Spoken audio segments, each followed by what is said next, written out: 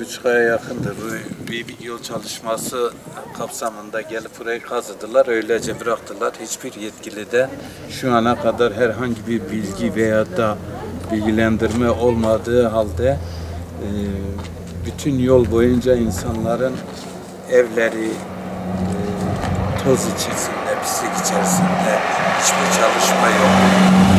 Ne zaman yapılacak, ne olacak malum. Kimse bilmiyor. Bak görüyorsunuz tozu, pisliği. Her taraf berbat. Önümüzdeki pazartesi okullar açılacak. Yollarda kaldırım yok, herhangi bir çalışma yok. Bu çocuklar nasıl gidecek? İnsanlar yol ortasında yürümek zorunda.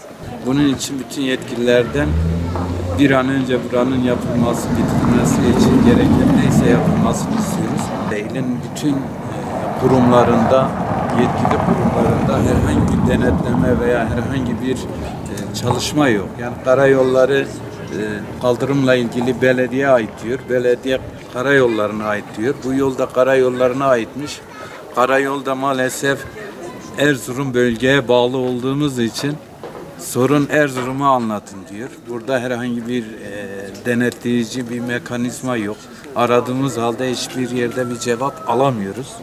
Onun için gereken neyse bir an önce yapılmasını istiyoruz. Zaten burada ağır tonajlı araçlar geçiyor. Bir rüzgar olduğu zaman, o araçların geçtiği zaman bütün evler, kimse camlarını açamıyor. Kimse herhangi bir şey yapamıyor. Herkesin evi toz pislik içerisinde. Geçenlerde bir yolu kazıyanlarla görüştük. Sadece biz 8 metre yol yapacağız diyor. Kaldırımla ilgili, herhangi logarla ilgili, doğalgazla ilgili veyahut da altyapıyla ilgili hiçbir çalışma yok. Bunların da belediyenin yapması lazım. Koordineli bir şekilde karayolları, belediye birlikte bu işi yapmaları lazım ki ortaya doğru bir şey çıksın. Şimdi bu böyle yapılmadığı zaman ortaya hiçbir şey yapılmaz. Çünkü burada 8 metre yaptıktan sonra gene bu pislik, bu kaldırımlar, bu yollar bu şekil kalacak yani. Bizim isteğimiz belediye ile karayolları, burası şehir içi. Tamam karayollarına ait ama şehir içi olduğu için belediye ile koordineli çalışmaları gerekir.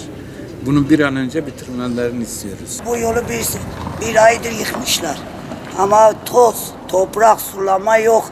Çöpler bir yanda, toz bir yanda, toprak bir yanda. Bu memleket yıkılmış zaten. Bu memlekete kimse hizmet etmiyor ki. Bu yolun hali midir? Evimiz, iş yerimiz berbat olmuş. Bu nasıl iştir? Ne zaman yapacaksınız? Yetkililere diyorum ki bir zahmet gelsin ki bizim halimize bak. Toprak, toz, bir an evvel yapılsın, iş yerimiz vardır. Bu nasıl iştir? Bizi niye mağdur ediyorlar? Ağrı gitgide gerileniyor, ilerlemiyor. Bu konuda şikayetçiyiz. Yaklaşık bir aydır toz toprakta iş yerimizin kapısını açamıyoruz. Kapı açtığın an bütün toz hep içeri geliyor. Kendim de fırıncıyım. Bu yiyecektir, bu ekmektir sonuçta. Toz alındı mı bunu insan sağlığına zararlı oluyor. Yaklaşık bir aydır biz bu çileyi çekiyoruz. Her gün binlerce araç burada geçiyor. Yani bu yol geçmez bir sokak değil. Bu merkezi bir cadde.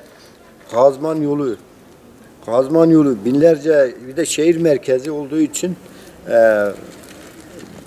binlerce araç geçiyor her gün. Dolmuş sayısı zaten yetersiz. Bir de yol bozuk olduğu için